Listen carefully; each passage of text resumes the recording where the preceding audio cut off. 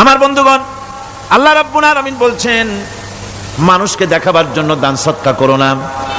In তুবদুস সাদাকাতি ফানি'ম্মা হিয়া ওয়া in তুখফুহা ওয়া তু'তুহাল ফুকারা ফাহুয়া খায়রুল লাকুম ওয়া ইউকাফিরু আনকুম মিন সাইয়্যাতিকুম। প্রকাশ্যভাবে খরচ করলে তা ভালো, আল্লাহ পাক বলছেন প্রকাশ্যভাবে খরচ করলে তা ভালো, কিন্তু গোপনে দান করা সবচেয়ে উত্তম। এই তো আর কদিন পরে কোরবানি আসতেছে, কোরবানির ঈদ আসতেছে। হযরত ইব্রাহিমকে আল্লাহ হুকুম করলেন, যাও এবার ছেলেকে জবাহ করো। ইব্রাহিম আলাইহিস সালাম ছেলে বড় হয়েছে, দৌড়াতে পারে, জ্ঞান হয়েছে। ছেলের কাছে গিয়ে বলছেন, ছেলে গো, আমি স্বপ্নে দেখেছি, ইয়া বুনাইয়া ইন্নী আরা ফিল মানাম আন্নী আযবাহু ফানজুর মাযা তারা। ইয়া বুনাইয়া, হে আমার কলিজার টুকরা সন্তান, আমি স্বপ্নে দেখেছি আমি যেন তোমাকে জবাহ করতেছি। ফানজুর মাযা তারা, এখন বলো তোমার মত কি। ছেলে তো বলতে পারতেন, ছেলের মাও বলতে পারতেন। সেই ছোট্টবেলায় দুগ্ধবস্য শিশু শুদ্ধ এখানে রেখে গেছো, আর কোনো খোঁজ নাও নাই, খবর নাও নাই। বড় কষ্ট করে আমার মা এখানে মানুষ করেছেন, আর তুমি আজ আমাকে জবাব করতে আসছো কোন অধিকারে? বলছে হযরত ইসমাঈল আলাইহিস সালাম পিতার এই প্রশ্নের জবাবে হযরত ইসমাঈল বললেন, ইয়া আবাতি ফাআল মা তু'মার সাতাজিদুনি ইনশাআল্লাহু মিনাস সাবিরিন। হে আমার পিতা, আপনি যা স্বপ্নে আদিষ্ট হয়েছে তা পালন করুন, আমি জবাবের জন্য সম্পূর্ণ প্রস্তুত। ইনশাআল্লাহ, যদি আল্লাহ চান আমি এতটুকু নড়াচড়া করব না, আমাকে ধৈর্যশীলদের মধ্যে পাবে। তবে আপনি যান, আমাকে জবাব করার আগে কয়েকটি কাজ করুন। সর্বপ্রথম আমার হাত পাও ভালো করে বেঁধে নেন। এমনকি তো হতে পারে যে জবাহর যন্ত্রণায় আমার হাত পাও ছুটে গিয়ে আপনার গায়ে লাগতে পারে, আমার বেয়াদবি হয়ে যেতে পারে। 2 নম্বরে আপনার চোখটা ভালো করে বেঁধে নেন, কারণ আমার গর্দানের উপরে যখন আপনি ছুরি চালাবেন হাতটা শিথিল হয়ে যেতে পারে। 3 নম্বরে আমার জবাহ হয়ে যাওয়ার পর আমার রক্ত মাখা জামাটা নিয়া আমার জনম দুঃখিনী মা, যাকে মা বলবার মতো কেউ নাই, কিয়ামতের দিন এই রক্ত মাখা জামা আমার মাকে দিয়ে বলবেন, কিয়ামতের দিনে তোমার ইসমাইলের সাথে তোমার দেখা হয়ে যাবে। হযরত ইব্রাহিম আলাইহিস সালাম ছেলেকে হাত পা বেঁধে জবাহের প্রস্তুতি নিলেন। হযরত ইসমাঈল আলাইহিস সালাম বাধার পরে বললেন, রব্বুল আলামিন, আমার এক আল্লাহর পয়গম্বর হযরত ইব্রাহিম, আমার ভুল হয়ে গেছে, আমার হাত পায়ের বাঁধন খুলে দেন। বাঁধন খুলতে গিয়ে জিজ্ঞেস করলেন, বাবা বাঁধতে বললে আবার খুলতে বলছো কেন?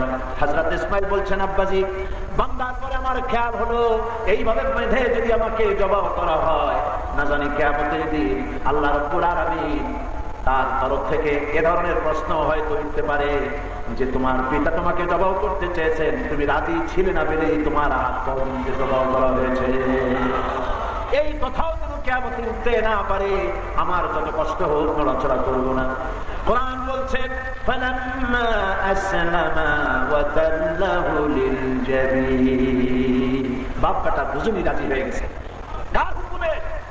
কার হুকুমের সামনে? জাতির পিতা এমনি এমনি পরিতাপ টুকরা সন্তান শুইয়ে দিয়েছেন, আল্লাহ হুকুম ছুরি চালাচ্ছেন। আল্লাহ রাব্বুল আলামিনের ইচ্ছা নাই ইসমাঈল জবাহ হোক, এটা কি আল্লাহর ইচ্ছা নাকি? ইব্রাহিম আলাইহিস সালামের পরিণতি জানেন না, জবাহ হবে কি হবে না জানেন না, তিনি তো জানেন জবাহ হয়ে যাবে।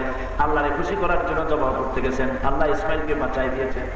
পরীক্ষায় ইব্রাহিম আলাইহিস সালাম পাস করলেন, আল্লাহ রাব্বুল আলামিন শোনায় দিলেন, সালামুন আলা ইব্রাহিম। ইব্রাহিমের জন্য সালাম, শান্তি বর্ষিত হলো।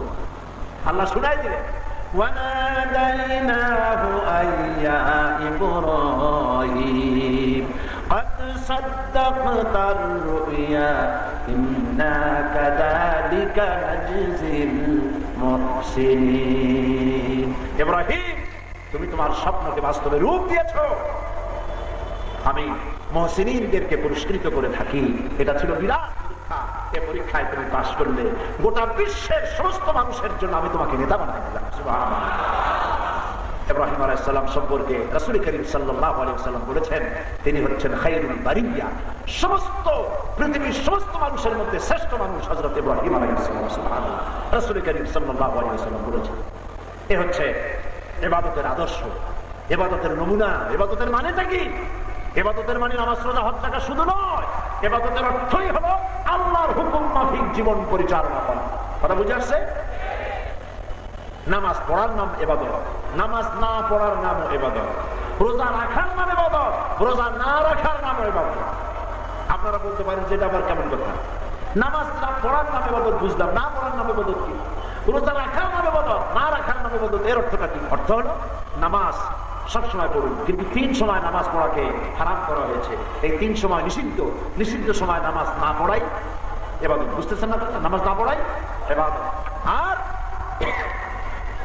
রোজা সারা বছর রোজা রাখুন, কিন্তু ঈদের দিনে রোজা রাখা হারাম করা হয়েছে। ওই দিনে রোজা না রাখাটাই ইবাদত। তাহলে কথা কি দাঁড়াবে? কথা হচ্ছে যে জীবনের সমস্ত কাজ হবে আল্লাহ এবং রাসূলের হুকুম অনুযায়ী। আল্লাহ যা বলেছেন তার সামনে আনুগত্যের মস্তককে বিনা শর্তে নত করে দেওয়া, আর আল্লাহ যা নিষেধ করেছেন, রাসূল যা নিষেধ করেছেন তার থেকে মুক্ত থাকা, এর নামই হলো ইবাদত। এর নাম কি? আমি কি বুঝাতে পারলাম? আমি কি বুঝাতে পেরেছি? ইবাদত হচ্ছে এর নাম। জীবনের সকল ক্ষেত্রে আইন মানতে হবে আল্লাহ। যে কাজ করতে যান আপনাকে চিন্তা করতে হবে এই কাজে আমার আল্লাহ কি বলেন, এটা আগে চিন্তা করতে হবে।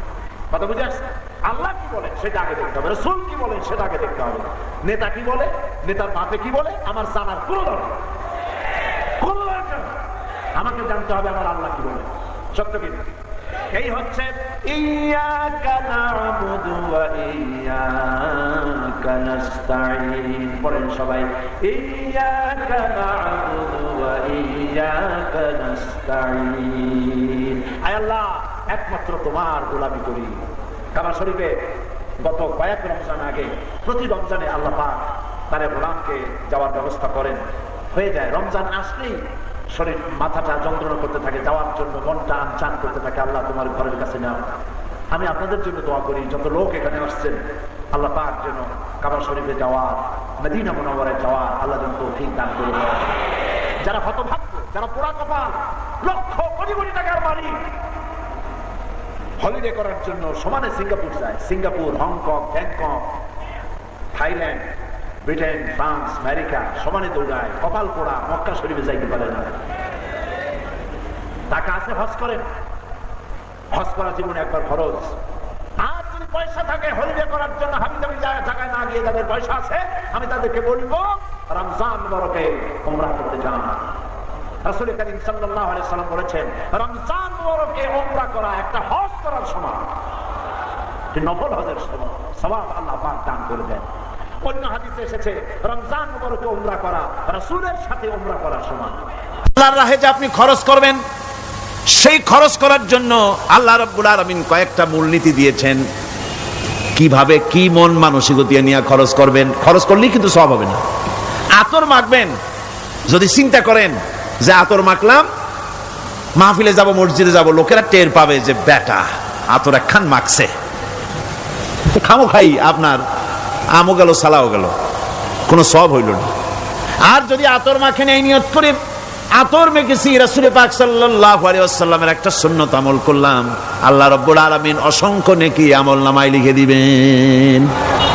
নিয়তের উপরে দারমাদার করছে সবকিছু। এখন আপনি যে খরচ করবেন, সেই খরচটা কিভাবে করবেন, কি মন মানসিকতায় করলে পরে আল্লাহ খুশি হবেন, সেই কথাটি আল্লাহ পাক কোরআনে কারীমের মধ্যে বলছেন। আমি আপনাদের সামনে সেগুলি বলছি। দানটা হতে হবে কেবলমাত্র আল্লাহরে খুশি করার জন্য। মনে রাখেন, এটা হলো এক নম্বর। কি দানটা হতে হবে কারে খুশি? জোরে কোন? আল্লাহ পাক বলছেন ওয়ামা তুনফিকুনা ইল্লা ইবতিগা ওয়াজহিল্লাহ। তোমরা যা কিছু খরচ করো তাতে আল্লাহর সন্তুষ্টি লাভ করা ছাড়া মনের মধ্যে অন্য কিছু যেন লক্ষ্য না থাকে। শুধুমাত্র আল্লাহর সন্তুষ্টি মনের মধ্যে তোমরা রাখবে। আর কাউকে কোনো জিনিস দিয়ে তার কাছে অনুগ্রহ প্রকাশ করতে পারবে না। আমি তোমার এই উপকার করছিলাম, তুমি নেমক হারামের মতো আজ কথা বলো, এরকম বলে না? কাউকে কিছু দিয়ে অনুগ্রহ প্রকাশ করবে না, তার মনে ব্যথা দিবা না। الذين ينفقون أموالهم في سبيل الله ثم لا يتبعون ما أنفقوا منا ولا أذى, যারা আল্লাহর পথে খরচ করে এবং খরচ করার পর নিজের অনুগ্রহ প্রকাশ করে না এবং কাউকেও মনোকষ্ট দেয় না, টাকা দিয়া খোটা দিল না, মনেও কষ্ট দিল না, তাদের জন্য পুরস্কারটা কি শুনুন। আল্লাহ পাক বলেন পুরস্কার হচ্ছে লাহুম আজরুহুম ইনদা রাব্বিহিম ওয়ালা খাউফুন আলাইহিম ওয়ালা হুম ইয়াহজানুন, ওদের জন্য তার পরওয়ারদিগারের কাছে রয়েছে বিরাট পুরস্কার, আজরে আজিম। এদের জন্য কোনো ভয় নাই, কোনো চিন্তাও নাই, কিয়ামতে ডাইরেক্ট জান্নাতে চলে যাবে। সুবহানাল্লাহ। দানের এত ফজিলত যা ভাই আমি বলে শেষ করতে পারবো না, এত ফজিলত আল্লাহ দানের মধ্যে রেখেছেন। ত্যাগেই তো শান্তি, ভোগে শান্তি নাই, মজা কিসে? জোরে কন্যা মজা কিসে? ত্যাগের ভিতরেই মজা। এরপরে আল্লাহ পাক বলছেন আল্লাহর পথে 3 নম্বরে হতেছে আল্লাহর পথে যা খরচ করবা বেছে বেছে ভালো জিনিসটা দিও, বাইসা বাইসা ছেঁড়া জামাটা দিও না। পকেটে হাত দিয়া দান করবে, পকেটে হাত দিয়া হাত আর বাইর করে না। কারণ কি? খুঁজে দেখে যে 10 পাই না 4 আনা, কম পয়সাটা দেবে, 12টা দেবে না। টাকা বের করে ওর মধ্যে ময়লা পচা গন্ধ লাগে, ওইটা দান করবে, আর টাটকা টাকাটা পকেটে রেখে দেবে। এই স্বভাব আমাদের আছে কিনা? আছে কিনা? আরে বাবা, টাকা কি আপনি পকেটে রাখতে পারবেন? ওটা দেওয়া লাগবে না, এরে দেন তারে দেন, কাউকে কিন্তু দেবেনি।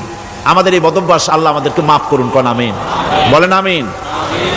দান করার সময় বেছে বেছে খারাপটা দিও না, ছেঁড়া কাপড়টা দিও না, অখাদ্য কুখাদ্য দান করো না।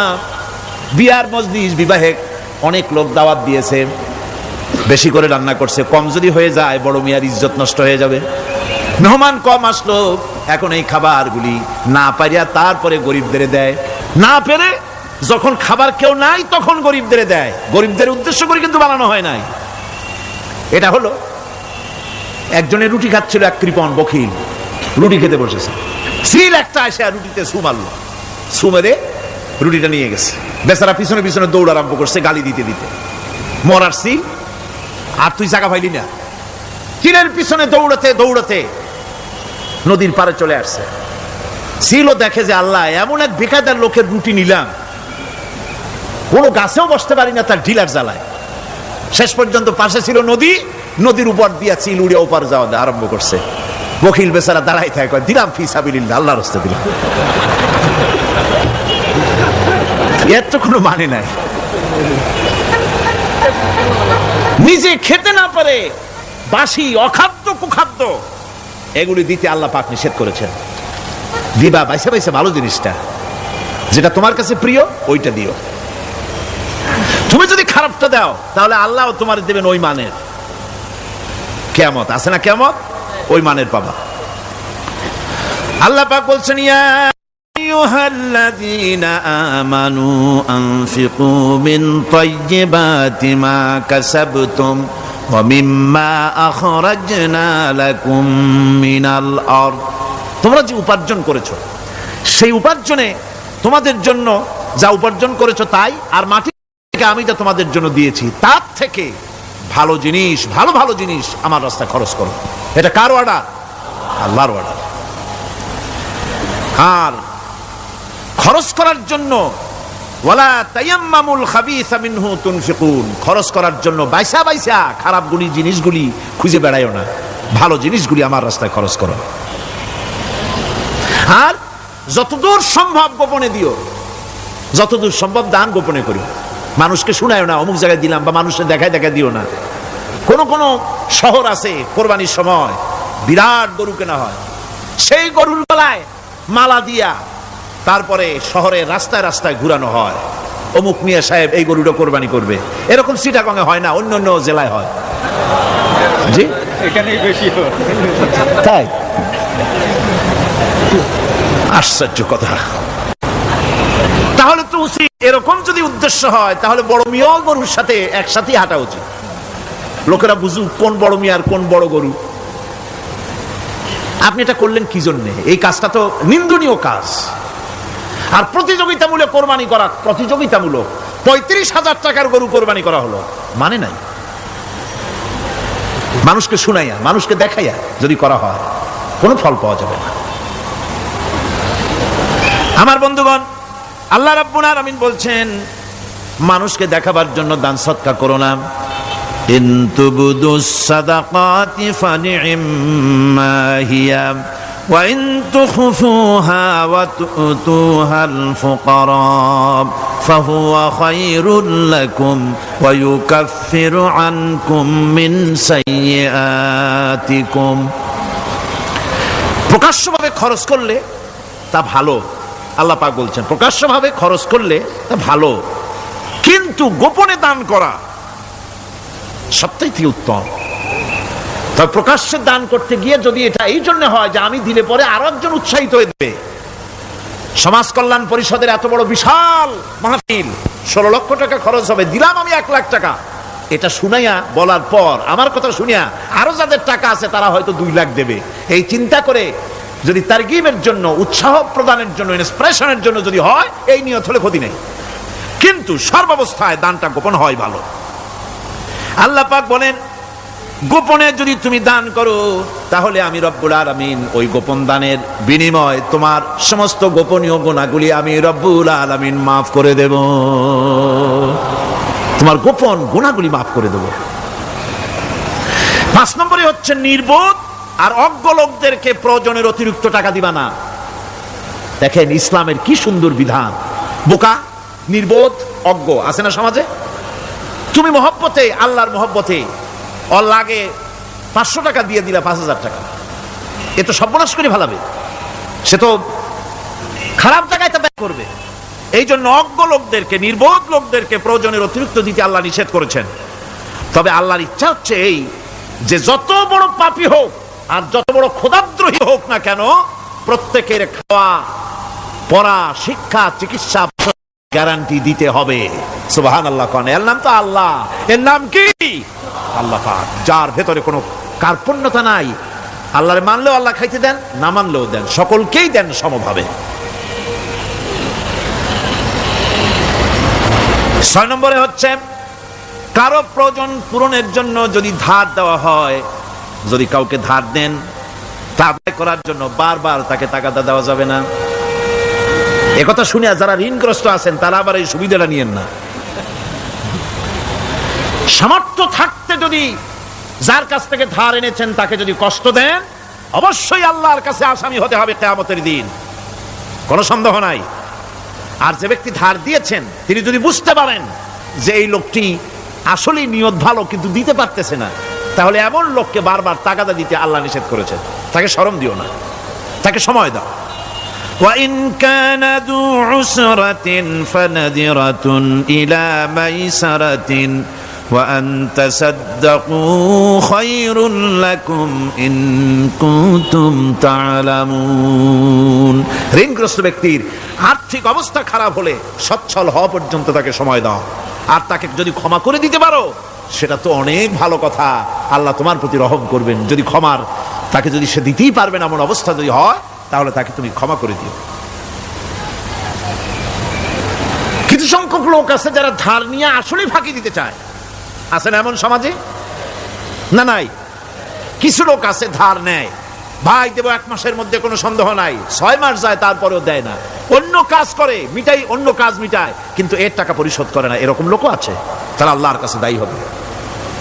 একবার পত্রিকায় দেখেছিলাম কার বাড়িতে কার্টুন দিয়েছে, বাড়িতে বিরাট সাইনবোর্ড লাগাইছে কুকুর হইতে সাবধান। তার বন্ধু বলছে ভাই তুমি কুকুর কিনলে কবে? কয় যে না কুকুর কিনি নাই, সাইনবোর্ড লাগাইছি পাওনাদারদেরকে ঠেকাবার জন্য, যাতে সহজে বাড়ির মধ্যে না ঢোকে। তো এই চালাকিটা আর কেউ বুঝুক আর না বুঝুক, আল্লাহ পাক তো খুব ভালো করেই বোঝেন। 7 নম্বরের কথা হলো দান করার ব্যাপারে, যে আপনি দান করতে করতে যা আছে সব ফতুর করে ফেলাবেন, এটা কিন্তু ইসলাম চায় না। আপনার সন্তান সন্ততিকে বঞ্চিত করে স্ত্রী পুত্রকে বঞ্চিত করে সমানে দান করবেন, ঘরে না খায়া থাকবেন, এই অবস্থা যেন না হয়। খরচ করবেন কি? আল্লাহ পাক বলছেন ওয়ায়াসআলুনাকা মাযা ইউনফিকুনা কুলিল আফওয়া। নবী আপনাকে প্রশ্ন করা হয় কি খরচ করব, আপনি বলুন প্রয়োজনের অতিরিক্ত জিনিস যেটা আছে সেটাই আল্লাহর জন্য খরচ করে দাও। তোমার প্রয়োজন যখন মিটে গেছে, ব্যাংকের মধ্যে অসংখ্য টাকা জমা রাখা খালি গুনতেছে বসে বসে, তা না করে অভাবগ্রস্ত মানুষদের প্রয়োজন মিটাও। খরচ করার ভিতরে আর খরচ না করার ভিতরে ভারসাম্য রক্ষা করতে হবে। ওয়ালা তাজআল ইয়াদাকা মাগলুলাতান ইলা উনুকিকা ওয়ালা তাবসুতহা কুল্লাল বাসত ফাতাকউদা মালুমান মাহসুরা। তোমাদের দানের হাত গুটায় একেবারে গলার সাথে বেঁধে রেখো না, আবার এমন বেশি ছেড়েও দিও না, কারণ এর ফলে তোমাকে অনুতপ্ত হওয়া লাগতে পারে, কার্পণ্যতাও না হয় আর দ্বিতীয় জমের মতো দিয়ে সব ফতুরু না হয়ে যাও। দুটোর মধ্যে ব্যালেন্স হতে হবে। আর 8 নম্বরে কথা হচ্ছে এই যে এই দানের উপযুক্ত কারা।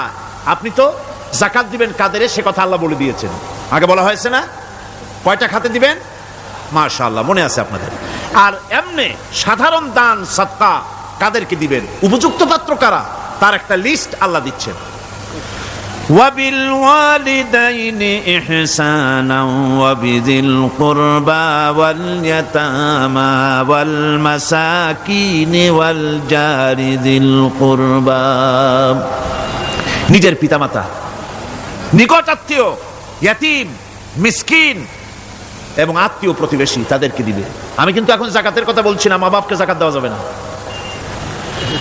এটা হচ্ছে দান, সহযোগিতা করা, ইহসান করা। এই ইহসান মা বাপকে, প্রতিবেশী আত্মীয় যারা, মিসকিন যারা, এতিম যারা, অনাত্মীয় প্রতিবেশী যারা, চলার সাথী, প্রবাসী এবং নিজের চাকর চাকরানি যা কিছু আছে, এই সকলকেই এই সাহায্য করতে হবে, একথা আল্লাহ বলে দিয়েছেন। এবং আমরা যে আয়াত আলোচনা করতেছি সে আয়াতের ভিতরেও এই ফেরেশতা আল্লাহ পাক বলে দিয়েছেন। আল্লাহর রাস্তায় যারা দান করবে তাদের সম্পর্কে আল্লাহ বলছেন এখন, مثل الذين ينفقون أموالهم في سبيل الله كمثل حبة। আল্লাহর রাস্তায় খরচ করা এর দৃষ্টান্ত হলো একটা দানার মতো, যেই দানাটার থেকে 7টা ডাল বেরিয়ে গেল। ফি কুল্লি সুমবালাতিন মিআতু হাব্বা, একটা দানা থেকে 7টা ডাল বেরোলো, এক একটা ডালে 100 করে দানা হলো, সব মিলাইয়া 700 দানা হয়ে গেল। ওয়াল্লাহু ইউদাইফু লিমান ইয়াশা ওয়াল্লাহু ওয়াসিউন আলিম। আল্লাহ পাক বলেন এই পৃথিবীতে একটা দানায় 700 দানা যে আল্লাহ রাব্বুল আলামিন তোমার হাতে ধরায় দিলেন, সে আল্লাহ পাকের ব্যাংকে যদি টাকা জমা রাখো, আল্লাহর রাস্তায় যদি খরচ করো, 700 গুণ বাড়াইয়া আল্লাহ তোমার হাতে ধরাইয়া দিবেন। আল্লাহু ইউদাইফু লিমান ইয়াশা, আর আল্লাহ ইচ্ছে করলে এর থেকেও বেশি তোমাকে দান করবেন। সুবহানাল্লাহ, কোন জোরে। আর এই দান করতে হবে মরার আগে। কোন সময় দেবেন কোন? আমার দেশে বহু মুসলমান আছে যারা বলে হুজুর আসি আপনাদের পিছনে, যা বলেন আসি আসি, জীবন দিয়া দেব। এরা খুব চালাক, জীবন দিতে চায়, মাল দিতে চায় না। আল্লাহ তো আগে জীবন চায় নাই, আল্লাহ আগে কি চাইছেন? কোন আল্লাহ আগে কি চাইছেন? আল্লাহ চেয়েছেন মাল। ওয়াতুজাহিদুনা ফি সাবিলিল্লাহি বিআমওয়ালিকুম ওয়া আনফুসিকুম। আল্লাহ পাক বলেন জিহাদ করো আমার রাস্তায় মাল দিয়ে আর জান দিয়ে। মাল দাও আগে, মাল না দিয়া যদি আগে মরে যাও, মালটা তো থেকেই গেল। সুতরাং মাল আগে আমার রাস্তায় দাও। দেবা কখন? মরার আগে দাও। ওয়ানফিকু মিম্মা রাযাকনাকুম মিন ক্বাবল আইয়াতিয়া আহাদাকুমুল মাউত। আমার রাস্তায় খরচ করো মৃত্যু আসার আগে।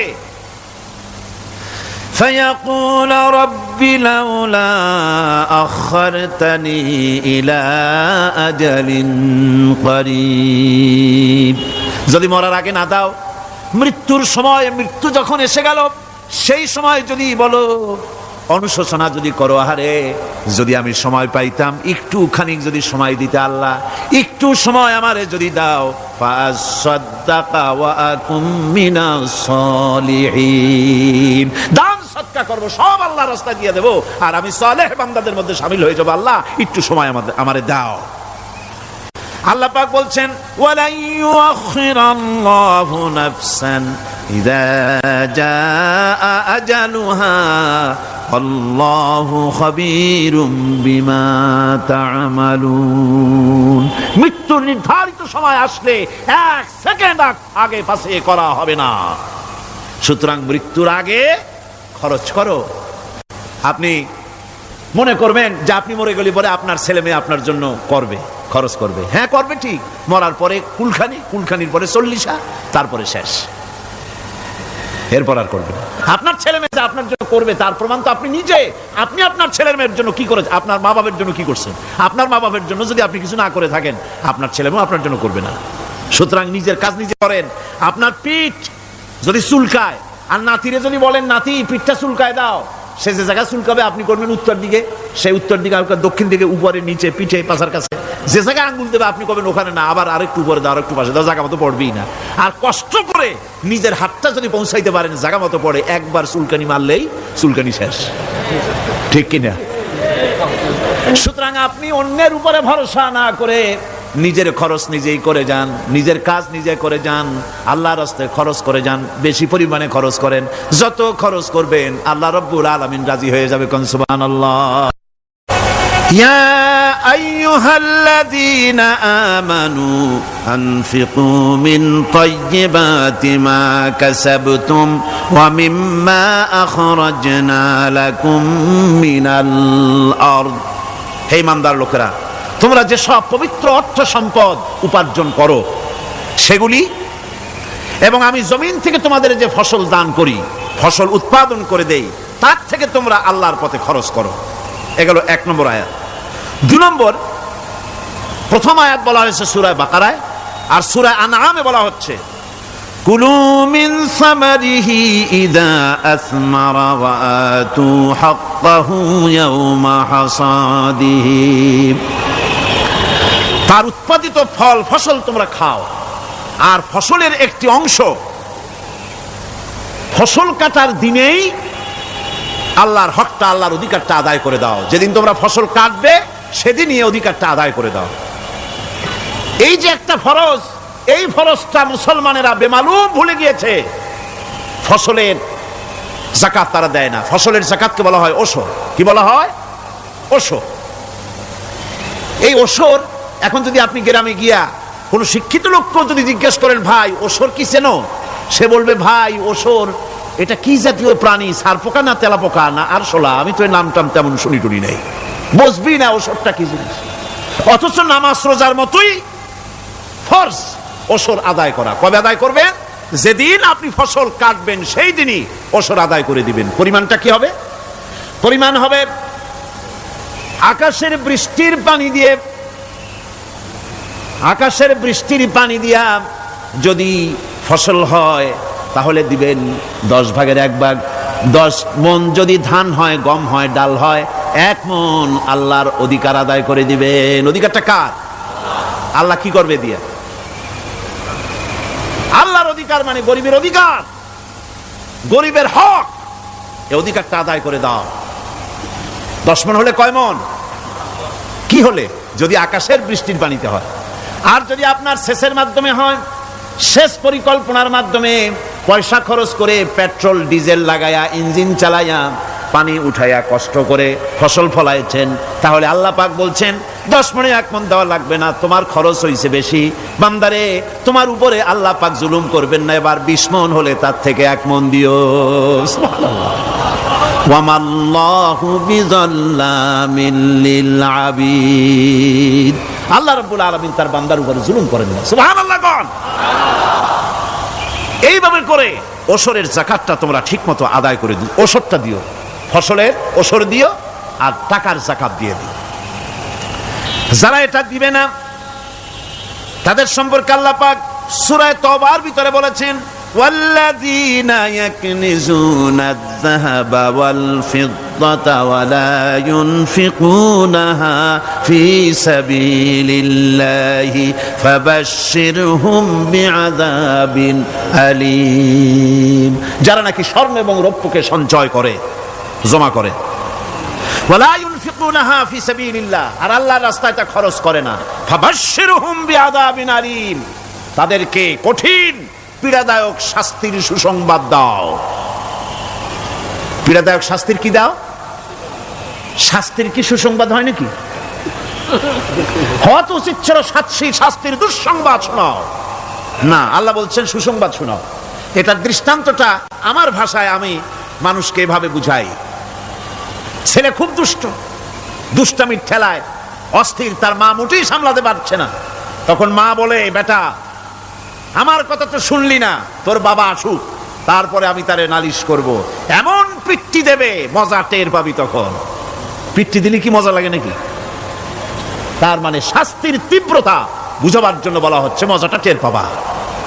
আল্লাহ রাব্বুল আলামিন বলছেন, কঠিন পীড়াদায়ক শাস্তির সুসংবাদ ওদের দাও, সোনা রূপা যারা জমা করে রাখে, যাকাত দেয় না, আল্লাহর রাস্তায় খরচ করে না। সোনা এখন পুরুষেরাও ব্যবহার করা আরম্ভ করছে। অবশ্য চিটাগংয়ে এমন কাম শুরু হয় নাই। ছাত্র, শিক্ষক, অফিসার গলায় একটা সোনার চেন, শীতের দিনেও সামনের বোতাম খুলে রাখে যাতে চেনটা সকলে দেখে। মিয়া সাহেব, এটা সোনার চেন না, এটা জাহান্নামের আগুনের শিকল পড়েছো। পুরুষের জন্য এক রত্তি সোনাও হারাম। তোমার শরীরের সৌন্দর্য বাড়াবার জন্য স্বর্ণ ব্যবহার করতে পারবে না। স্বর্ণ রৌপ্য জমা করলো আর আল্লাহর রাস্তায় খরচ করলো না। রব্বুল আলামিন বলেন, ইয়াউমা ইউহমা আলাইহা ফি নারি জাহান্নামা ফাতুকওয়া বিহা জিবাহুহুম ওয়া জুনুবুহুম ওয়া যুহুরুহুম। একদিন আসবে এমন, যেদিন এই সঞ্চিত ধনরাশি, সোনা দানাগুলি জাহান্নামের আগুন দিয়ে জ্বালানো হবে। আর জাহান্নামের আগুন দিয়ে জ্বালায়া এইগুলি দিয়ে তার পিঠের উপরে আর পাঁজরে সিল মারা হবে জাহান্নামের আগুন দিয়া। বলা হবে, হাদা মা কানাজতুম লিআনফুসিকুম ফাযুকু মা কুনতুম তাকনিজুন। মজা চাখো, স্বাদ গ্রহণ করো, এ হলো তোমার সেই সঞ্চিত সম্পদ, সঞ্চিত ধনরাশি যা তুমি জমা করেছো আর আল্লাহর রাস্তায় খরচ করনি। এখন এর শাস্তি গ্রহণ করো। সুতরাং সঞ্চয় করা, মাল জমা করা এক শ্রেণীর লোক আছে। আল্লাহ পাক বলছেন, আল্লাযী জামা মালান ওয়া আদ্দাদা, মাল জমা করে আর মোছে তেল মাখে। টেলিফোন করে, হ্যালো, সোনালী ব্যাংকের ম্যানেজার সাহেব নাকি? বলে, হ্যাঁ, দেখুন তো আমার ব্যালেন্সটা কত। উনি বললেন, বল্টু সাহেব, আপনার ব্যালেন্স হচ্ছে 50,77,372 টাকা 79 পয়সা। তখন মোজ ঘষে, আতর লাগায়, তেল মাখে আর মনে মনে আনন্দ হয়, আরো কিছু জমা করতে পারলেই তো কঠিন কোটায় পৌঁছে যাব। আল্লাযী জামা মালান ওয়া আদ্দাদা, মাল জমা করে আর গুনতে থাকে, আল্লাহর রাস্তায় খরচ করে না। আল্লাহ রাব্বুল আলামিন বলছেন, খুয মিন আমওয়ালিহিম সাদাকাতান তুতাহহিরুহুম ওয়া তুযাক্কিহিম বিহা, তাদের অর্থ সম্পদ থেকে যাকাত উসুল করে তাদেরকে পবিত্র করে দাও। যাকাত আদায় করার মানেই হলো তার সম্পদগুলি পাক হয়ে গেল। কোন আলহামদুলিল্লাহ, সম্পদ পাক হয়ে গেল, পবিত্র হয়ে গেল। আর যেই সম্পদের যাকাত দেওয়া হয় না, আল্লাহর রাস্তায় খরচ করা হয় না, তা সম্পূর্ণরূপে অপবিত্র, নাপাক। কি পরিমাণ সম্পদের নিসাবটা কেমন হবে? নিসাব হবে 52.5 তোলা রৌপ্য। যদি আপনার কাছে থাকে, আপনি বাজার দর হিসাবে যাকাত দিবেন।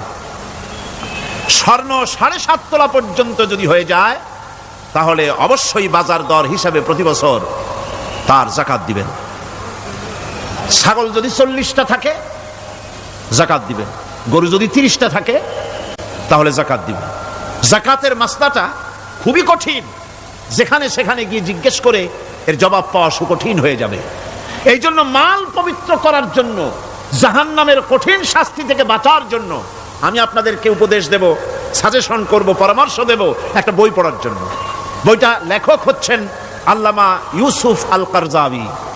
বর্তমান আসরে, এই বর্তমান বিশ্বের একজন সাহসী মুফাক্কির ইসলাম, কাতার ইউনিভার্সিটির শরিয়া ফ্যাকাল্টির ডিন।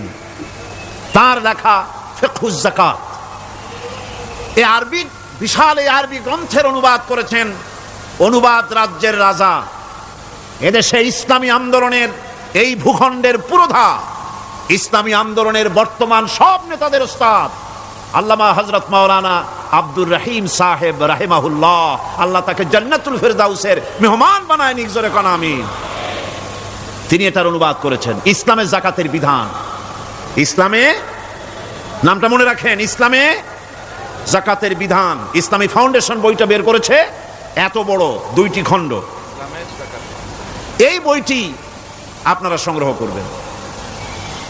ইসলামের যাকাত বিধান। যাকাত কোথায় কোথায় ব্যয় করবেন, কারে কারে দিবেন? আল্লাহ রাব্বুল আলামিন বলেন, ইন্নামাস সাদাকাতু লিল ফুকারাই ওয়াল মাসাকিন ওয়াল আমিলিনা আলাইহা ওয়াল মুআল্লাফাতি কুলুবুহুম ওয়া ফির রিকাব والغارمين وفي سبيل الله وابن السبيل فريضة من الله والله عليم حكيم। সূরা তাওবার মধ্যে আল্লাহ পাক যাকাত কোথায় কোথায় দিবেন খাতগুলি আল্লাহ বলে দিচ্ছেন। কোন আলহামদুলিল্লাহ। যেখানে সেখানে যাকাত দেওয়া যাবে না। যাকাতের জন্য খাত হচ্ছে 8টা। যাকাতের জন্য খাত কয়টা? 8টা। 8টি খাতে আপনার যাকাতের টাকা আপনি ব্যবহার করবেন, ব্যয় করবেন। প্রথম দিবেন ফকিরদেরকে। প্রথম দিবেন কাদেরকে? ফকির। ফকির কারা? ফকির হচ্ছে নিজের জীবন জীবিকায় অন্যের মুখাপেক্ষী। তারপরে শিশু, এতিম, বিধবা, জীবন চালানো খুবই কষ্টকর, অভাবগ্রস্ত লোক, এরা হচ্ছে ফকির। আর মিসকিন হচ্ছে যারা নিজেদের প্রয়োজন উপযোগী অর্থ উপার্জন করার সামর্থ্য নাই, আর মানুষের কাছে আত্মমর্যাদার কারণে হাত পাততেও পারে না। এক কথায় এক গরিব ভদ্রলোক। আল্লাহ কোরআন শরীফ বলেছেন যে এদের চেহারা দেখে বুঝো জ্বর পেটে খাবার নাই, অথবা সে অসুবিধায় আছে, চেহারা দেখে বুঝে তাকে সাহায্য করো। সে এমন শরীফ মানুষ আছে না আমাদের সমাজে? লোক এরকম আছে না? আছে কিনা? ঘরের মধ্যে 3 দিনও রান্না হয় নাই, কিন্তু আর দাড়ি টাড়ি সুন্দর করে আশ্রয়া জামাটা পরিপাটি করে গায়ে দিয়ে বেরোচ্ছে, কাউর কাছে হাত পাতে না, তার সরাপাতে তার ভদ্রতায় বাঁধে। ওনার সরাপতে বেঁধেছে, উনি চাবেন না কারো কাছে, কিন্তু উনাকে যিনি সৃষ্টি করেছেন সে আল্লাহ রাব্বুল আলামিন শোনায় দিচ্ছেন, বান্দারা আমার ওই গরিব ভদ্রলোককে খাবার দাও। ওরা হচ্ছে মিসকিন। এরপরে আমিলিন, 3 নম্বরে আমিলিন, অর্থাৎ যারা যাকাত, সরকারিভাবে যাকাত যারা আদায় করে, সেই আদায়কারীদেরকে এই যাকাতের টাকা দিয়ে তাদের সম্মানী দিতে বলা হয়েছে। ইসলামী গভর্নমেন্ট আসলে যাকাত তো আর আপনার খুশি মতো থাকবে না, যাকাত দিতে আপনি বাধ্য হবেন। যাকাত দিতে আপনি বাধ্য হবেন। যাকাত আদায় করবে গভর্নমেন্ট। কে আদায় করবে? গভর্নমেন্ট আদায় করবে, আর গভর্নমেন্ট ডিস্ট্রিবিউট করবে। ওয়াল মুআল্লাফাতিল কুলুব, মনোতুষ্টির জন্য, যাদের মন জয় করতে হবে, এই ধরনের লোকদেরকে। ওয়ার রিকাব, আর গলদেশের মুক্তিদানের জন্য। ওয়াল গারিমিন, আর ঋণগ্রস্ত ব্যক্তি, তা আবার এমন পর্যায়ের যে ঋণ পরিশোধ করতে গেলে যদি তার এমন অবস্থা হয় যে তার কাছে যাকাত দেওয়ার মতো টাকা থাকে না, এরকমের অবস্থা যদি হয়, তাহলে যাকাতের টাকা দিয়ে তার ঋণ পরিশোধ করে দেওয়া যেতে পারে। ফি সাবিলিল্লাহ। এরপরে হচ্ছে জিহাদের রাস্তায়। জিহাদের রাস্তা মানে জিহাদ যখন শুরু হবে, সেই জিহাদের ময়দানে আপনি বন্দুক রাইফেল কিনে দেওয়ার সাহায্য করবেন, সেটা নয়। কিন্তু শুধু এটাকে বোঝানো হয় নাই। ফি সাবিলিল্লাহ বলতে বোঝানো হয়েছে আল্লাহর রাস্তায় সংগ্রামরত সব ব্যাপারে আপনি সাহায্য করবেন, ইসলামী আন্দোলনের জন্য করবেন। যারা ইসলামের জন্য বইপত্র লেখে তাদের জন্য করবেন, যদি পয়সায় কুলাতে না পারে সেখানে সাহায্য করবেন। ইসলামী আন্দোলনকে বিজয় করার জন্য সাহায্য করবেন। এক কথায় আল্লাহর রাস্তা বলতে যা বুঝায় এগুলিকে দিবেন। ইবনে সাবিল, এরপরে পথিক মুসাফির, সে যদি বাড়িতে ধনী থাকে, ঢাকায় ধনী, কিন্তু চট্টগ্রামে এসে সর্বহারা হয়ে গেছে, টাকা পয়সা সব লুটপাট হয়ে গেছে, এখন বাড়ি ফেরার উপায় নাই, যাকাতের টাকা দিয়ে তাকে সাহায্য করা যেতে পারে। এই 8টি খাতে এভাবে যাকাত দেওয়ার জন্য আল্লাহ খাত সৃষ্টি করেছেন। কয়টা খাত হলো? 8টা খাত। ভিত্তিক অর্থ ব্যবস্থা কায়েম করে, আর অনিসলামিক সরকার সুদ ভিত্তিক অর্থ ব্যবস্থা কায়েম করে। যাকাত আর সুদের মধ্যে পার্থক্য কি? যাকাত হচ্ছে, এক কথায় বুঝাই, ব্যাখ্যা দেব না, এক কথায় বুঝাবো। যাকাত হচ্ছে ধনীদের কাছ থেকে নেও, গরিবদেরকে দাও। আবার শুনুন, যাকাত হচ্ছে ধনীদের কাছ থেকে নাও, গরিবদেরকে দাও। আর সুদ হচ্ছে গরিবদের কাছ থেকে নাও, ধনীদেরকে দাও। টাকায় টাকা টানে, একজনের শুনছিল টাকায় টাকা টানে, সে মনে করলো কেমনে টাকায় টাকা টানে। তারপরে সে এক ব্যাংকের সামনে গিয়ে অনেক টাকার মধ্যে নিজের একটা টাকা ছুঁড়ে মেরেছে। ঘন্টা 2 দাঁড়ায় আছে, দেখে যে তার টাকা আসে না। তখন ব্যাংকের দারোয়ান এসে পিছন থেকে গলাটা ঠেসে ধরছে, বেটা তুমি চোর নাকি, না হাইজাকার, না মাস্তান, না সাদাবাজ? কয় যে না, আমি এর কোনোটাই না। তাহলে এই পজিশন নিয়ে দেখতেছো কি? কয় যে আমি শুনছিলাম টাকায় টাকা টানে, সেজন্য আমার পকেটে একটা টাকা ছিল, ওই যে ক্যাশিয়ার টাকাগুলি গুনতেছে ওইখানে মারলাম, দেখেনি টাকা, আমার টাকায় কিছু টাকা টানিয়ে আনে। এতক্ষণ দাঁড়ানো, আমার টাকা তো টানলই না, আমার যে একটা টাকা তাও আসে না।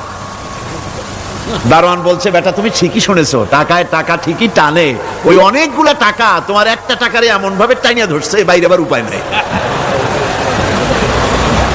সুদভিত্তিক অর্থ ব্যবস্থায় গরিবরা এভাবে শোষিত হয়। শোষিত হয় কারা? গরিবরা। সিনেমা কারা বানায়? ধনীরা। শোষিত হয় কারা? গরিবরা। লক্ষ্য করেন, তাকান, আল্লাহর কথা কত বাস্তব। ধনীরা সিনেমা বানায়, শোষিত হচ্ছে গরিবেরা। রিক্সা চালাইছে, ঠেলা গাড়ি চালাইছে, মাথার ঘাম পায়ে ফেলেছে, পরিশ্রান্ত হয়েছে, বিকাল বেলায় সেই টাকা নিয়ে যাচ্ছে বাজার করতে। সিনেমা হলের সামনে যায় দেখে সর্বনাশ, যুবক একটা যুবতীর জড়ায় ধরছে 2 হাত দিয়া, নিচে লেখা কি যে প্রেম আর কত যে জ্বালা। বেচারা গরিব মানুষ মাথা গরম হয়ে গেছে এটা দেখিয়া, যে বাইরে যদি এত জ্বালা, ভিতরে না জানি কত মজা। যে টাকা দিয়ে চাউল কিনতো, সেই টাকা দিয়া টিকিট কিনে সিনেমায় ঢুকলো। এর মাথা ঘামানো পয়সাগুলি পাইলো কে? বড় লোকই পেল। বড় লোকেরা ব্যাংকে টাকা রাখে, গরিব মানুষেরা ব্যাংক থেকে টাকা লোন নেয়। কৃষি লোন নিল, গরু কিনলো, বীজ কিনলো, সার কিনলো। আকাশ থেকে বৃষ্টি হলো না, অনাবৃষ্টি, অতিবৃষ্টি, খরার কারণে ফসল হলো না। ব্যাংক কি তার লোন মাফ করবে? তার সুদ মাফ করবে? শেষ পর্যন্ত গরুটা বেচা, মায়ের হাতের, বউ হাতের শেষ চুরি গাছা বিক্রি করে লোন পরিশোধ করলো। বড় লোকের টাকা ওখানে ছিল, ওই টাকায় আরো টাকা গিয়ে জমলো, আর গরিব ফতুর হয়ে গেল। এই জন্য আল্লাহ পাক বলেছেন, সুদ হচ্ছে ওয়াহাল্লাল্লাহুল বায়আ ওয়া হাররামা রিবা। আল্লাহ পাক ব্যবসাকে করেছে হালাল, সুদকে করেছেন হারাম। এই সুদের মধ্যে 70টি গুনাহ, তার ছোট্ট গুনাহ হলো নিজের মায়ের সাথে জিনা করা। জোরে কোন নাউজুবিল্লাহ। মায়ের সাথে জিনা করার চাইতেও নিকৃষ্ট, এটা হলো ছোট গুনাহ। টের পাইছেন? এটাই হলো ছোট গুনাহ। তাহলে বড় গুনাহ কি? বড় গুনাহ হচ্ছে আল্লাহ আর তার রাসূলের সাথে যুদ্ধ করা। নাউজুবিল্লাহ পড়ে। সুতরাং এই সুদভিত্তিক অর্থ ব্যবস্থার, এই সুদভিত্তিক অর্থ ব্যবস্থাকে নির্মূল করে দিয়ে ইসলাম যাকাত ভিত্তিক অর্থ ব্যবস্থা কায়েম করেছিল, যার ফলে মানুষ খেয়ে পরে সুখে শান্তিতে বসবাস করেছে। চুরি নাই, ডাকাতি নাই, জেনা নাই, ব্যভিচার নাই, হত্যা নাই, ধর্ষণ নাই। এমন এক সময় এসেছিল কোরআনে কারিমের বরকতে, যাকাত ভিত্তিক অর্থনীতির বরকতে, এমন এক সময় এসেছিল ময়দানে ঢোল পিটানো হতো বাজারে বাজারে, যাকাত কে নেবে, যাকাত কে নেবে, যাকাত কে নেবে। একজন মানুষও খুঁজে পাওয়া যায় নাই যে বলবে যাকাত আমার দরকার। গল্প করলাম? এটা কি গল্প? এটা বাস্তব। হযরত ওমর বিন আব্দুল আজিজ রাহমাতুল্লাহ আলাইহির জামানায় সদকার টাকা নিয়ে 3টি দিন একজন ঘুরেছেন গ্রামে গ্রামে, ময়দানে ময়দানে। একটা গরিব খুঁজতেছেন সদকার টাকা দেবে, গরিব খুঁজে পাওয়া যায় না। ক্লান্ত শ্রান্ত হয়ে মরুদ্যানের ভিতরে আরাম করতেছেন, এমন সেখানে আরেকটা লোক আসছে, ধুলা মলিন বড় একটা বস্কা তার সাথে। এই লোকটি তার কাছে গিয়ে বলছে, ভাই আল্লাহ আপনারে আমারে মিলাই দিছে, 3 দিন পর্যন্ত ঘুরেছি কিছু সৎকার টাকা নিয়ে, এত বড় দেশের এত জায়গা ঘুরলাম, একটা গরিব পাই নাই যে তারে দেব, আল্লাহ আপনারে মিলাই দিছে, নেন এই টাকাগুলা। যে তোমার মাথা খারাপ না স্ক্রু ঢিলা? তুমি কি মনে করছো আমার এই বস্কার মধ্যে ছেঁড়া খাতা? তোমার টুপলায় যে টাকা আছে আমার বস্তায় তার থেকে অনেক বেশি টাকা আছে। তুমি ঘুরতেছো 3 দিন, আমি ঘুরতেছি সপ্তাহকাল, একটা ভিক্ষুক পাই নাই। এটা কিসের বরকতে? ইসলামী অর্থনীতির বরকতে। যখন কিসের বরকতে? কপাল পোড়া জাতি, কপাল পোড়া জাতি। সেই বরকতপূর্ণ সমাজ ব্যবস্থার দিকে না গিয়ে কোন নেতা কোন নেত্রী কি কইল সেদিকে দৌড়ায়, সেদিকেই দৌড়ায় পাগলের মতো। হেমিলেনের বংশীবাদক বাঁশি বাজায় চললো, আর ইঁদুর বাদর সব পিছনে ছুটলো। এর কোনো মানে হয় না। একজন মাঠে মাঠে ঘুরছে, আর এক পাগল এসে জিজ্ঞেস করছে, ঘুরছো কেন? ঘুরবো না, আগামীকাল কোরবানির দিন, গরু তালাশ করতেছি, গরু পাচ্ছি না, বাজারে টাজারে ঘুরলাম, আবার আর এক বাজারে যাচ্ছি। আরে বাজারে বাজারে গরু কেন? মাঠে কত গরু আছে, একটা ধরে জবাই দিলেই তো হয়। লোকটি বলছে, দেখো পরের গরু জবাই দিলে তাতে গোনা হবে। কয় না, তুমি অঙ্ক বোঝো না। গরু জারি হোক, কোরবানির দিনে গরু জবাও যদি করো তাহলে সব তো একটা হবে। কোরবানি উপলক্ষে জবাও করছে, একটা সব পাবে না? তো কোরবানির জন্য একটা সব হবে, আর চুরির জন্য অবশ্যই একটা পাপ হবে। কোরবানি যখন দিবা তো কোরবানির সব আর চুরির পাপ ভগ্নাংশের মতো কাটাকাটি হয়ে যাবে, গোশত খাবা ফাও। তো মানুষের অবস্থা তো তাই হয়েছে। মানুষের অবস্থা হয়েছে শবে বরাতে সারা রাত জাগবো, কান্দাকাটি করবো, ফাও ফাও গুনাহ মাফ হয়ে যাবে, আর গোশত রুটি তো আসি, যদ্দূর পারলাম খাইলাম। পরের দিন টু ফুর্তি, নো চিন্তা। নাউযুবিল্লাহি মিন যালিক। এই কান্দারও দাম নাই, আর এই ধরনের রাত জাগারও দাম নাই, এই ধরনের ইবাদত করেও দাম নাই। ইবাদতটা হচ্ছে জীবনের সব ক্ষেত্রে ইবাদত করতে হবে। ইবাদত সম্পর্কে মিস ইন্টারপ্রিটেশন যেটা এসেছে, ভুল অর্থ যেটা এসেছে, সেই ভুল অর্থের কারণে মানুষ শুধু মনে করে নামাজ রোজা হজ যাকাতই শুধু ইবাদত না। ইবাদত হচ্ছে জীবনের সকল ক্ষেত্রে গোলামিটা হতে হবে আল্লাহ পাকের সব জায়গায়। পার্লামেন্টে গোলামি হবে কার? কোর্ট কাছারিতে কার? অফিস আদালতে কার? স্কুলে কলেজে কার? খেতে খামারে কার? রান্নাঘরে, নিজের ঘরে, পরিবারে, সব জায়গায় আনুগত্য কার? কেবলমাত্র আল্লাহ সুবহানাহু ওয়া তাআলার হুকুম অনুযায়ী জীবন পালন করার নামই হচ্ছে ইবাদত। এই ইবাদত, নামাজ পড়ার নাম ইবাদত, নামাজ না পড়ার নামও ইবাদত। রোজা রাখার নামও ইবাদত, রোজা না রাখাও ইবাদত। এখন আপনারা বলতে পারেন, যেটা ঠিক আশ্চর্য কথা শুনাইলেন, নামাজ পড়া তো ইবাদত, নামাজ না পড়া আবার কোন দেশে ইবাদত? রোজা রাখা তো ইবাদত, রোজা না রাখা কোন দেশে ইবাদত? মূল কথা হচ্ছে 5 ওয়াক্ত নামাজ সময় মতো পড়বেন, তা তো আপনার ইবাদত হবে। কিন্তু সূর্য উদয়ের সময়, সূর্য ঠিক মাথার উপরে থাকার সময়, সূর্য ঠিক অস্তগামী হওয়ার সময় নামাজ পড়া জায়েজ নাই, সেজদা করা জায়েজ নাই, হারাম করা হয়েছে। সুতরাং এই 3 সময় নামাজ না পড়াটাই ইবাদত। সারা বছর রোজা রাখবেন, ইবাদত হবে। কিন্তু 2 ঈদের 5 দিন রোজা রাখা হারাম করা হয়েছে, ওই 5 দিন রোজা না রাখাটাই, তার অর্থ হলো জীবনের সমস্ত কাজটাই হলো ইবাদত হবে, যদি মুসলমান আল্লাহর হুকুম মাফিক তার জীবনকে পরিচালনা করে। আপনার চোখের চাহনিটাও তো ইবাদত হবে। সুবহানাল্লাহ। এই চোখ দিয়ে গুনাহ কামাই করা যাবে, আবার এই চোখ দিয়ে সওয়াব কামাই করা যাবে। যদি কোনো সন্তান তার মা বাপের দিকে ভক্তির নজরে, মহব্বতের নজরে যদি তাকায়, নবীজি বলেছেন একটা কবুল নফল হজের সওয়াব আমলনামায় লেখা যাবে। সাহাবীরা প্রশ্ন করেছেন, যদি কেউ 100 বার তাকায় তো কি হবে? নবীজি বলেছেন, আল্লাহ রাব্বুল আলামিনের নিয়ামতের ভান্ডার অফুরন্ত নিয়ামতের, সেখানে কোনো অভাব নাই।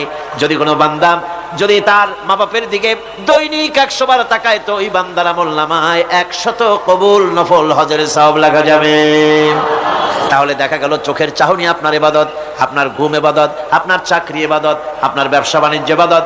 তার মানে হলো আল্লাহর গোলামি, আল্লাহর হুকুম অনুযায়ী কাজ করার নামই হচ্ছে ইবাদত। ইয়াকা না'বুদু ওয়া ইয়াকা নাস্তাঈন। পড়েন সবাই, ইয়াকা না'বুদু ওয়া ইয়াকা নাস্তাঈন।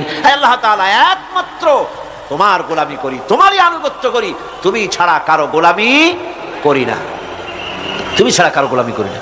এখন দোকানদার নামাজের মধ্যে পড়লো ইয়াকা নাবুদু, ইয়াকা নাবুদু, নাবুদু শব্দটা হচ্ছে মোজারের সিগায় যায়, এর মধ্যে দুইটা কাল পাওয়া যায়, বর্তমান আর ভবিষ্যৎ, দুটি কাল পাওয়া যায়। নাবুদু, নাবুদু এই শব্দ দিয়ে বোঝানো হচ্ছে কি, আল্লাহ পাক এই নামাজের ভিতরে যেমন তোমার হুকুম পালন করে নামাজ আদায় করছে, যেমন নামাজের ভিতরে কিছু খাওয়া যায় না, বাইরে খাওয়া জায়েজ ছিল, নামাজ পড়ছি বলে খানাটা আমার জন্য হারাম হয়ে গেছে, কথা বলা জায়েজ ছিল, নামাজের ভিতরে কথা বলা হারাম করে দিলাম, এদিক ওদিক তাকানো জায়েজ ছিল, নামাজের ভিতরে এদিক ওদিক তাকানো বন্ধ করে দিলাম, তার মানে আমার জন্য চিরস্থায়ী সব সময়ের জন্য আমার জন্য হালাল করে দেওয়া জিনিসগুলি এই নামাজের ভিতরে অল্প সময়ের জন্য হারাম করে প্রমাণ করে দিলাম, মাবুদ গো এই নামাজের পরে চিরস্থায়ী হারামগুলি এইভাবে আমার জন্য হারাম করে নেব। ইয়াকা নাবুদু, নামাজটা পড়ছি যেভাবে করে নামাজের বাইরের জীবন চালাবো সেইভাবে করে, সেজদা দিলেই তো সওয়াব হয়, সেজদা দিলে কি হয়, সওয়াব হয়। যদি কেউ 5-6টা সেজদা দিয়ে দেয় এক রাকাতের মধ্যে তো কি হবে, যদি কেউ নামাজ পড়লে তো সওয়াব হয়, ফজরের নামাজ যদি 4 রাকাত পড়ে তো কি হবে, মাগরিবের নামাজ যদি 2 রাকাত পড়ে অথবা 4 রাকাত পড়ে তো কি হবে। ইচ্ছে করে যদি এভাবে করে, ভুল ক্রমে নয়, ইচ্ছে করে যদি করে, তাহলে আল্লাহর আইনের সঙ্গে বিরোধিতা করছে বলে সে বিদ্রোহী হিসাবে প্রমাণিত হবে। সুতরাং কথা হচ্ছে নামাজের ভিতরে আয় আল্লাহ পাক ইয়াকা নাবুদু, এই নামাজের ভিতরে তোমার হুকুম মেনে যেভাবে নামাজ আদায় করি, নামাজের বাইরের জীবনটাও তোমার হুকুম মেনে পালন করব। এটাই হচ্ছে ইবাদতের মূল থিম, মূল আইডিয়া, মূল ফিলোসফি। নামাজ ইবাদত করতে হবে জীবনের সব ক্ষেত্রে। নামাজের ভিতরে বললাম ইয়াকা নাবুদু, দোকানদার, এই লোকটা কি দোকানদার, ঘি বিক্রি করবে, ঘি আনছে দোকানে, তারপরে নামাজ পড়তে দাঁড়িয়েছে, দোকানের পেছনে ছোট্ট ঘর আছে, নামাজ পড়তে দাঁড়িয়েছে, শুরু করে দিল আল্লাহু আকবার, আলহামদুলিল্লাহি রাব্বিল আলামিন আর রহমানির রহিম মালিকি ইয়াউমিদ্দিন, ইয়াকা নাবুদু ইয়াকা, তাড়াতাড়ি পড়তে হবে যেহেতু খরিদ্দার আসতেছে। খরিদ্দার 2-4 জন ভিড় জমা এসেছে, নামাজ ছেড়ে দিয়েছে, কর্মচারীকে ডাকছে, পেরেশন ভিতরে আসলো, আমি তো কেবল খাঁটি ঘি নিয়ে আসছি, ওর মধ্যে তো ভেজাল দিই নেই, তাড়াতাড়ি করে ওর মধ্যে যা দিয়ে ভেজাল দিতে হয় ভেজাল দিয়ে ঠিক মতো দিয়া তারপরে বিক্রি করবি, 100 টাকা কিনছি 250 টাকা করে বিক্রি করবি, আল্লাহু আকবার রহমানির রহিম মালিকি ইয়াউমিদ্দিন ইয়াকা নাবুদু ওয়া ইয়্যাকা। এটা নামাজ হইল কর? এই নামাজের আল্লাহর কোনো দরকার আছে? কোনো দরকার নাই।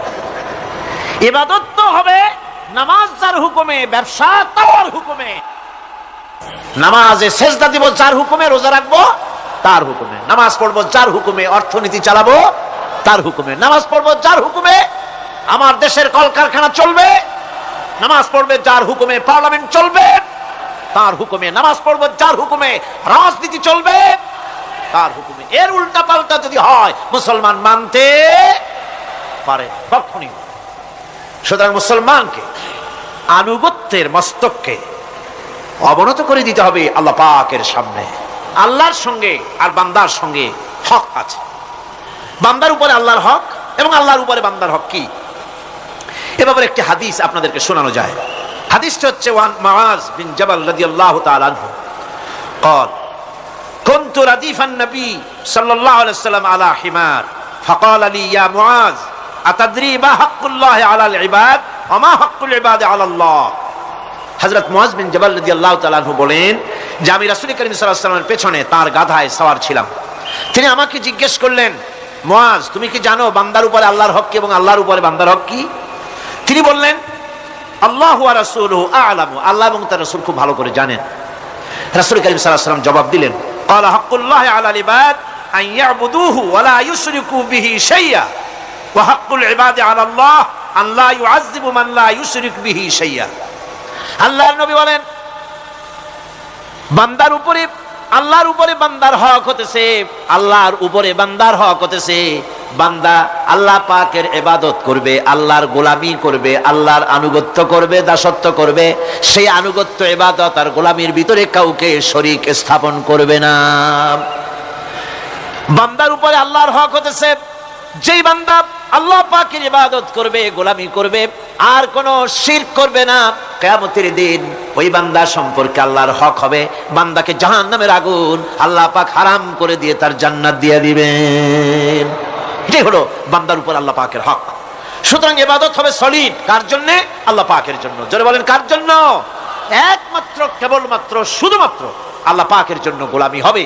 সেই গোলামির কথাটাই আমরা কোরআনে কারীমের মধ্যে সূরা ফাতিহায় প্রত্যেক দিন প্রতি রাকাতে আমরা পড়ি, ইয়্যাকা না'বুদু ওয়া ইয়্যাকা নাস্তাঈন। আয় আল্লাহ তাআলা, কেবলমাত্র তোমার ইবাদত করি, কেবলমাত্র তোমারই দাসত্ব করি, আর কারো আনুগত্য দাসত্ব করি না। এই গোলামি, এই দাসত্ব আল্লাহ পাক আমাদেরকে করার তৌফিক দান করুন, আমরা বলি আমিন। আমাদের জীবনে ওঠায় বসায়, চলায় ফেরায়, বক্তৃতায়, ভাষণে, বিয়েতে, শাদীতে, আমাদের ইলেকশনে, আমাদের নির্বাচনে, আমাদের অর্থনীতিতে, রাজনীতিতে, আমাদের সমাজনীতিতে, পরিবারের নীতিতে, জীবনের সব ক্ষেত্রে আমরা গোলামি যেন করতে পারি কার? আল্লাহ পাকের।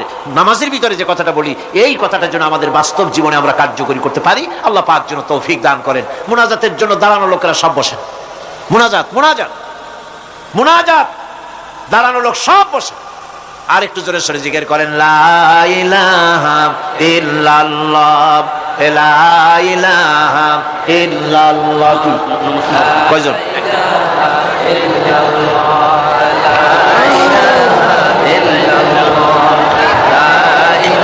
ঠান্ডা। আমি বললাম বসতে, আপনারা দাঁড়ায় গেলেন, কেমন কথা? লা ইলাহা ইল্লাল্লাহু মুহাম্মাদুর রাসূলুল্লাহ। আজকে একজন মুসলমান হওয়ার জন্য এসেছেন, বলেন আলহামদুলিল্লাহ। এক ব্যক্তি মুসলমান হবেন, তারে মুসলমান বানানো হচ্ছে। মুনাজাতের জন্য দাঁড়ানো ভাইরা বসেন। আমি বসতে বলেছি, বসতে অসুবিধাটা কি? বসেন না। আর আমি আবার বলি, মুনাজাতের কথা শুনলে যারা হাঁটেন, আমার বড্ড দুঃখ হয়। ঘন্টার পর ঘন্টা বসতেন আর আল্লাহর কাছে হাত উঠাবার সময় চলে যাচ্ছেন। দুর্ভাগ্য, হতভাগ্য ওই সব লোকদের জন্য যারা আল্লাহর কাছে মুনাজাত করার সুযোগ পায় না। আল্লাহ পাক সকলকে তৌফিক দিন, জোরে বলেন আমিন। কে মুসলমান হলো? এর কি নাম, কি নাম পছন্দ করছে? নাম কি? আব্দুর রহিম। এর নাম ছিল স্বপন কুমার দাস, বর্তমান নাম পছন্দ করেছে মোহাম্মদ আব্দুর রহিম। মাশাআল্লাহ। এদিকে হাত লাগা। বিসমিল্লাহির রহমানির রহিম। বিসমিল্লাহির রহমানির রহিম। লা ইলাহা লা ইলাহা ইল্লাল্লাহু ইল্লাল্লাহু মুহাম্মাদুর মুহাম্মাদুর রাসূলুল্লাহ। রাসূলুল্লাহ। আল্লাহ ছাড়া, আল্লাহ ছাড়া কোনো ইলাহা নাই, ইলাহা নাই, মাবুদ নাই, মাবুদ নাই, উপাস্য নাই, উপাস্য নাই, মুহাম্মদ মুহাম্মদ সাল্লাল্লাহু সাল্লাল্লাহু আলাইহি ওয়াসাল্লাম আলাইহি ওয়াসাল্লাম আল্লাহর প্রেরিত আল্লাহর প্রেরিত রাসূল। রাসূল। আশহাদু আন লা ইলাহা আশহাদু আন লা ইলাহা ইল্লাল্লাহু ইল্লাল্লাহু ওয়াহদাহু ওয়াহদাহু লা শারীকা লাহু লা শারীকা লাহু ওয়া আশহাদু আন্না ওয়া আশহাদু আন্না মুহাম্মাদান মুহাম্মাদান আবদুহু আবদুহু ওয়া রাসূলুহু। ওয়া রাসূলুহু। আমি সাক্ষ্য দিচ্ছি, আমি সাক্ষ্য দিচ্ছি, আল্লাহ ছাড়া, আল্লাহ ছাড়া কোনো ইলাহা নাই, ইলাহা নাই, মাবুদ নাই, মাবুদ নাই, উপাস্য নাই, উপাস্য নাই, তিনি এক, তিনি এক, তিনি একক, একক, তিনি নিরঙ্কুশ, তিনি অঙ্কুশ, তার কোনো তার কোনো অংশীদার নাই। অংশীদার নাই। আমি আরো সাক্ষ্য দিচ্ছি, আমি আরো সাক্ষ্য মুহাম্মদ দিচ্ছি, মুহাম্মদ সাল্লাল্লাহু সাল্লাল্লাহু আলাইহি ওয়াসাল্লাম আলাইহি ওয়াসাল্লাম আল্লাহর প্রেরিত আল্লাহর প্রেরিত রাসূল রাসূল এবং এবং এবং তার বান্দা। তার বান্দা। সকলকে সালাম দাও, আসসালামু আলাইকুম। সকলে কোন ওয়ালাইকুম আসসালাম। আল্লাহ পাকের এই বান্দা মুশরিকানা জীবন যাপন করতেন, এখন তিনি আমাদের তাওহীদ পন্থী, আমাদের ভাই। তিনি আমাদের কি? মুসলিম মিল্লাতে তিনি আসলেন। আমরা তার জন্য দোয়া করব, আল্লাহ যেন তাকে খাঁটি মুসলমান হওয়ার তৌফিক দান করেন। 5 ওয়াক্ত নামাজকে শিখবেন, নামাজ সঠিকভাবে আদায় করবেন, ইসলামকে জানবেন। শুধু মুসলমান হওয়াটাই বড় কথা নয়, ইসলাম জানা, বোঝা এবং তার উপরে আমল করা, এটা যেন আপনি রীতিমতো করবেন। আল্লাহ পাক তৌফিক দান করুন। আমি ওনাকে কোলাকুলি করছি ওনার সাথে আপনাদের পক্ষ থেকে।